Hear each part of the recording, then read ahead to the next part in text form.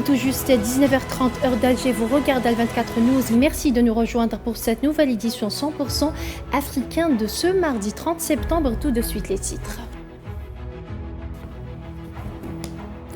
Exerçant son droit de réponse suite à la déclaration faite par les représentants du Maroc et du Mali lors du débat général de la 80e session de l'Assemblée générale des Nations unies, l'Algérie affirme par le biais de son représentant qu'elle ne succombera pas aux tentatives de provocation désespérées.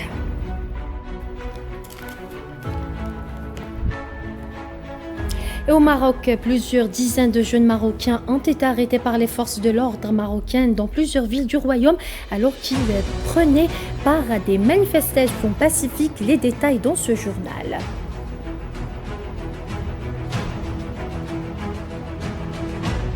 Et au Madagascar, pour tenter de calmer un mouvement de protestation contre les coupures d'eau et d'électricité, le président malgache annonce le limogeage de son gouvernement.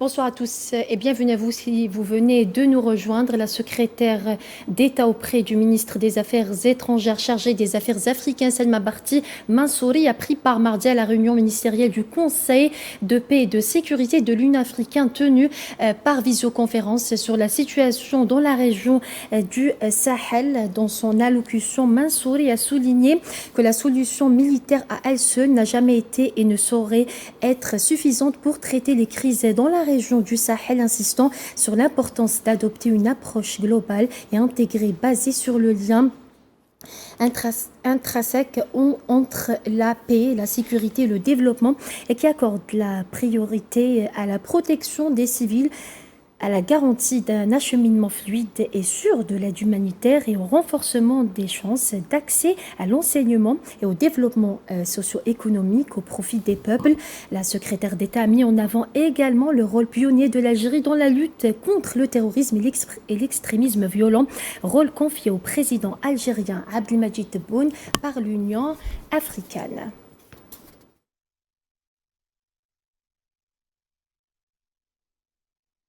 Et dans le cadre de sa première déclaration exerçant son droit de réponse suite à la déclaration faite par les représentants du Maroc et du Mali lors du débat général de la 80e session de l'Assemblée générale des Nations unies, s'agissant du Mali, l'Algérie a affirmé par le biais de son représentant qu'Alger ne succombera pas aux tentatives de provocation désespérées. L'Algérie ne succombe pas et ne succombera pas aux tentatives désespérées de nous provoquer. Par respect du peuple malien, qui est un peuple frère et voisin, nous ne succombons pas et ne succomberons pas à ces distorsions proféré par la junte putschiste dont le représentant est venu ici pour s'exprimer au nom de cette junte, pour parler ici à cette tribune, pour régler ses comptes personnels avec mon pays. Deuxième point. Le représentant permanent adjoint de l'Algérie auprès des Nations Unies a également utilisé son droit de réponse pour formuler certaines observations en réponse à la délégation marocaine. Concernant le Sahara occidental, en réponse aux représentants du Maroc, j'aimerais préciser tout d'abord les éléments suivants. L'intervention de l'Algérie, l'allocution du ministre des Affaires étrangères ce matin respecte strictement les paramètres historiques convenus par tout le monde à l'ONU. Les paramètres juridiques et historiques, notamment le programme de décolonisation de l'ONU pour ce qui est du Sahara occidental. Cependant, vu que la délégation marocaine a fait le choix d'exercer son droit de réponse à l'intervention algérienne, nous devons formuler certaines observations, répondre à certains éléments évoqués par le représentant du Maroc. Il a fait mention, il a dit que la question du Sahara occidental est une question de décolonisation à l'ONU. Alors j'aimerais rappeler quelques paramètres juridiques et historiques afférents à cette question. spécifique. Nous ne pouvons accepter ces allégations. Au terme de sa participation aux travaux du segment de haut niveau de l'Assemblée générale des Nations unies, le ministre d'État, ministre des Affaires étrangères de la communauté nationale à l'étranger et des Affaires africaines, Ahmed Attaf, s'est entretenu lundi à New York avec le ministre des Affaires étrangères, de la migration et des Tunisiens à l'étranger de la République tunisienne, pays frère, Mohamed Ali Nafti. La rencontre a permis d'examiner les principaux points ayant marqué les débats généraux ainsi que les autres activités et événements organisés dans le cadre du segment de haut niveau de l'Assemblée générale de l'ONU, notamment les questions intéressant les deux pays telles que la cause palestinienne et d'autres liées au renforcement de la paix et à la promotion du développement en Afrique. Les deux ministres ont également évoqué les différents volets et axes des relations algéro-tunisiennes et examiné les moyens de poursuivre les efforts visant à les consolider conformément à la vision stratégique des dirigeants des deux pays. Le président algérien Abdelmadjid Tebboune et le président tunisien Kais Saied ont vu de hisser les relations bilatérales au plus haut niveau d'intégration et de partenariat.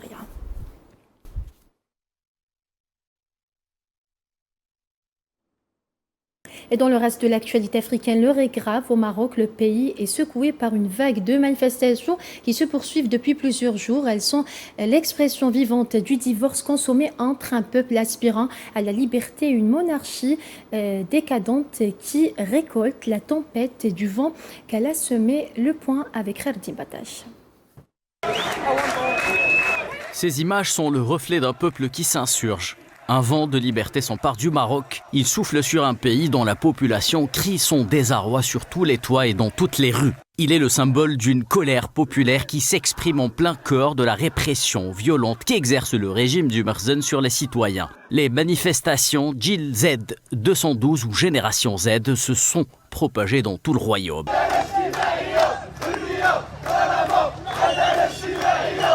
Effrayé par les mots et les gestes, le régime du Merzen ne fait pas dans l'originalité et préfère répondre aux aspirations de liberté des Marocains par la violence qui les érige en épouvantail de ses sombres perspectives. Mais ni les matraques, ni les paniers à salade, caricatures de force de l'ordre prises de vitesse, ne sauront entamer la volonté et la vaillance de la rue. D'une part, le chômage, la dette publique, baisse du pouvoir d'achat, hausse des prix et déclassement des couches moyennes. D'autre part, santé, éducation, déclin. La réalité est crue. Selon le Haut Commissariat au Plan, un jeune sur 3 est au chômage.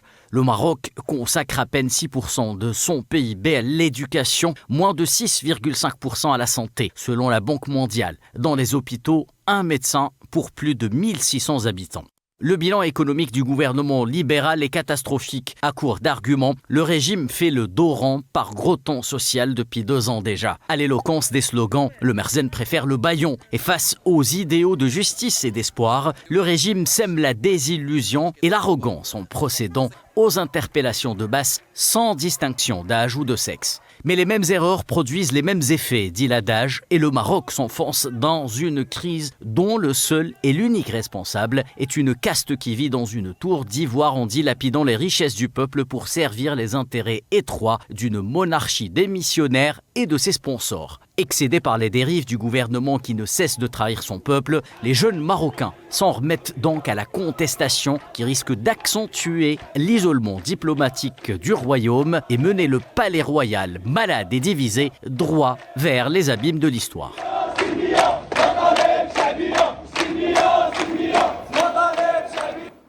Toujours au Maroc, plusieurs dizaines de jeunes Marocains ont été arrêtés par les forces de l'ordre marocaines dans plusieurs villes du royaume alors qu'ils prenaient part à des manifestations pacifiques, des manifestations auxquelles le Merzen répond par une répression violente et systématique. Il s'agit d'une énième violation des droits les plus élémentaires du peuple marocain.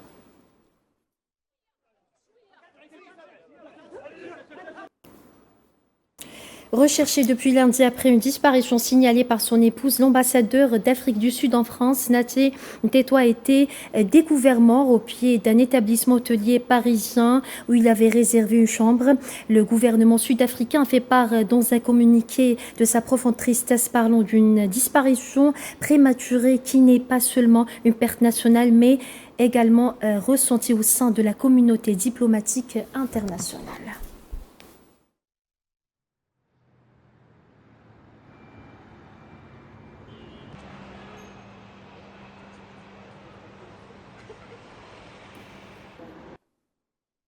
Direction le Madagascar où le président André Rajoelina a annoncé hier le limogeage de tout son gouvernement lors d'une allocution télévisée tenue après des jours de manifestations au cours desquelles au moins 22 personnes ont été tuées. D'après l'ONU, depuis jeudi dernier, des milliers de jeunes sont descendus dans la rue à l'appel du collectif Génération Z. Ils protestaient contre les nombreuses coupures d'eau et de courant.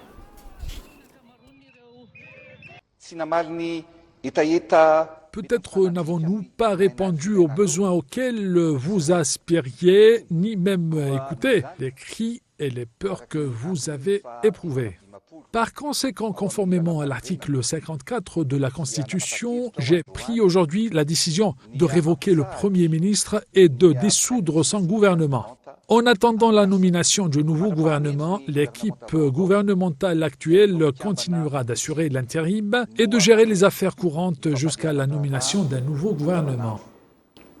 Le président de la République centrafricaine, Faustin Archange Touadéra, a signé lundi un décret convoquant le corps électoral pour le premier tour des élections présidentielles, législatives, régionales et municipales du pays prévues pour le 28 décembre 2025. Selon un décret présidentiel diffusé sur les ondes de la radio centrafricaine, la campagne électorale s'ouvrira le 13 décembre à 6 h du matin et prendra fin le 26 décembre à minuit.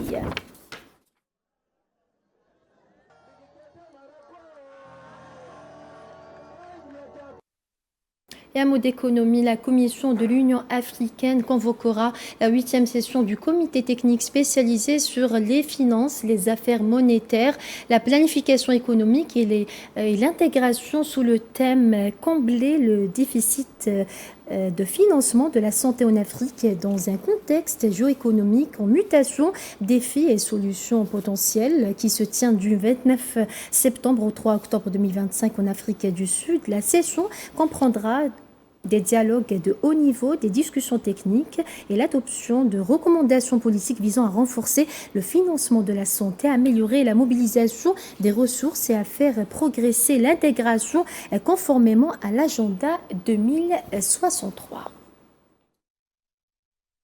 Lors de la 7e session du comité technique spécialisé de Tunis, nos pays ont reconnu que la fragmentation des politiques macroéconomiques et sectorielles freine la croissance. Il a été conclu qu'une approche politique intégrée est nécessaire, combinant discipline budgétaire, commerce et investissement social pour bâtir des économies résilientes. Par conséquent, la 8e CTS en Afrique du Sud s'inscrit dans cette continuité.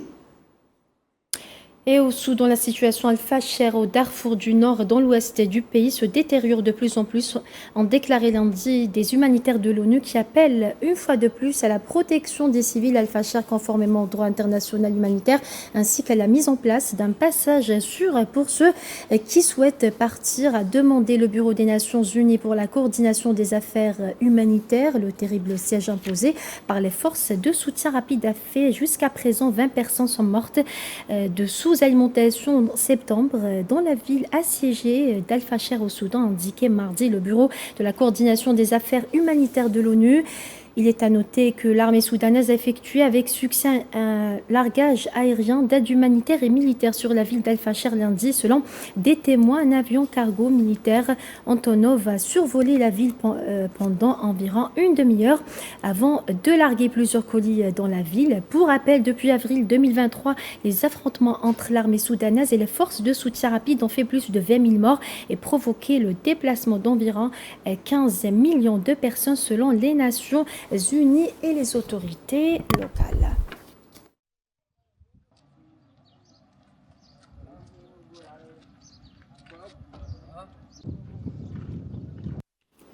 Toujours au Soudan, les restes brisés de poteries antiques et de tessons de statues anciennes reposent parmi des morceaux de verre et des douilles de pales au musée national du Soudan, non loin du point de rencontre du Nil bleu et du Nil blanc, dans la capitale Khartoum.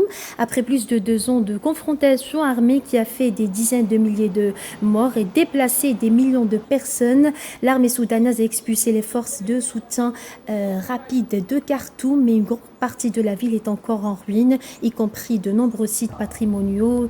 Des antiquités ont été endommagées lors des attaques menées par les FSR et d'autres encore ont été emportées par des pillards et introduites clandestinement dans les pays voisins. Les défenseurs de l'environnement qui sont revenus dans la ville après l'avancée de l'armée examinent désormais les décombres et tentent de récupérer et de restaurer ce qu'ils peuvent.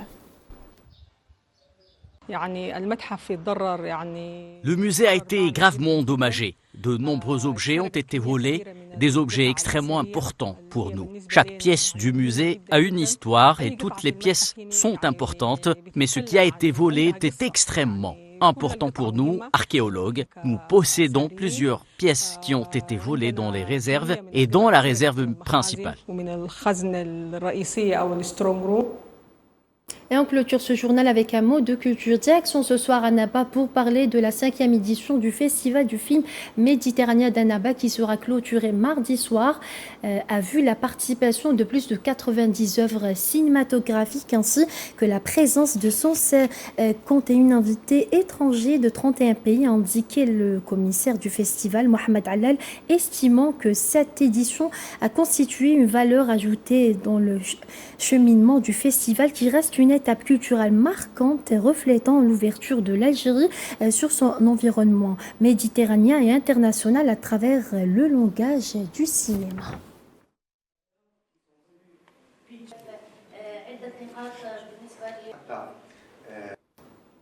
Et en avant-première nationale, le film Binoubine de Mohamed Lakhdar-Thani a été projeté au Festival du film méditerranéen d'Annaba.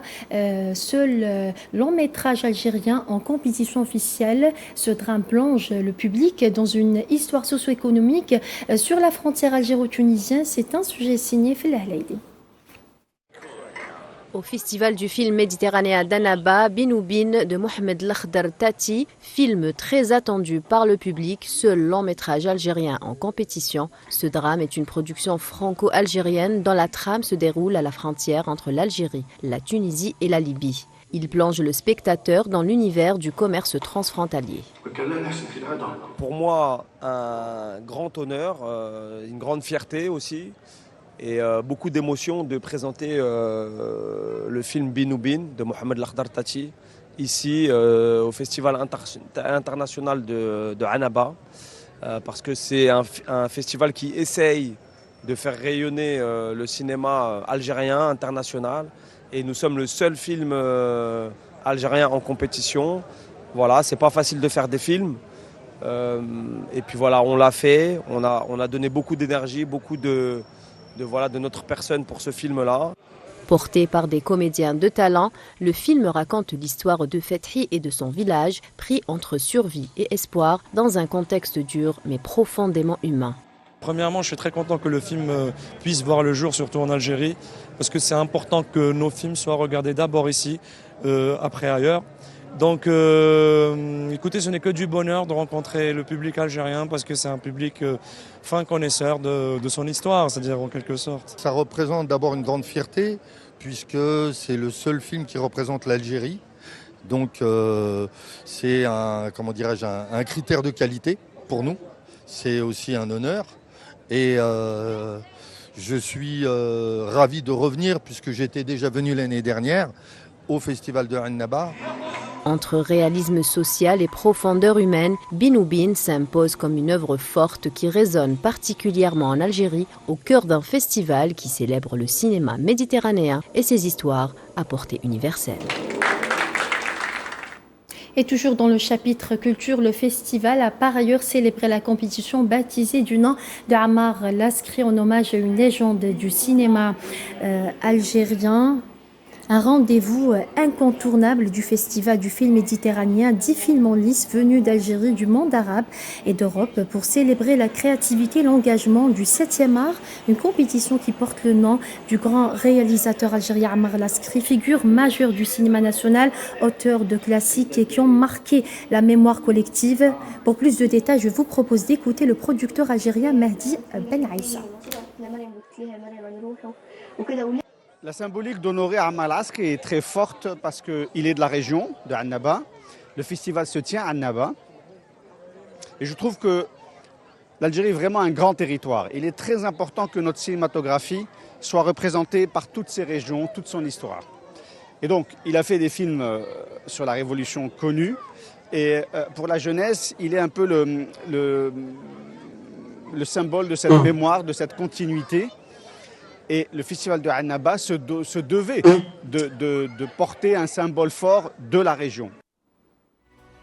Des propos recueillis par notre envoyé spécial à Annaba, Fillah Laili. Et c'est ainsi que s'achève cette édition africaine. Merci à vous de votre fidélité. Excellente suite des programmes sur Al24 News et à demain.